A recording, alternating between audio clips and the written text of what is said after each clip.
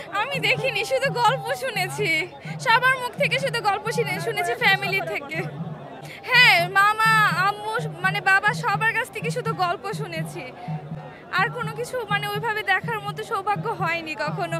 এখন দেখতে পাবো ভেবে এখন অনেক মানে ধন্য মনে হচ্ছে নিজেকে। আসছি তো দেখার জন্য, বাবর স্যারকে দেখার জন্য আসছি।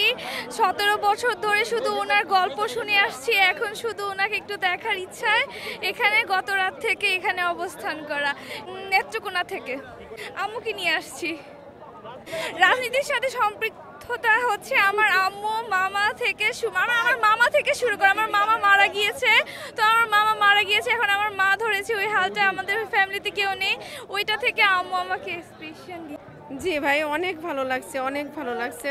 এই অনুভূতিটা আসলে মানে বোঝানোর মতো না, অনেক, যেটা আসলে কি বলবো বুঝতেই পারতেছেন। আমরা এই মহান নেতাকে পেয়ে আমরা অনেক আনন্দিত। নেত্রকোনা তো অনেক লোকজন আসছে, এখানে এই মতো অবস্থান করতেছে যে আমার বাইশটা আসছে, আমার মেয়ে আসছে, এখানে আছি আমরা, অনেক লোকজন আছে, এই যে লাখো জনতার ভিড়। ঠিক আছে, নেত্রকোনার প্রতিটা গড়ে গড়ে মানুষ আসছে। দেখতে পাবেন যে জি ইনশাল্লাহ দেখতে পাবো। আমাদের নেতা আমাদের সাথে দেখা না করে চলে যাবে মনে করছেন? আমরা ওনাকে দেখবো, উনিও আমাদেরকে দেখবে।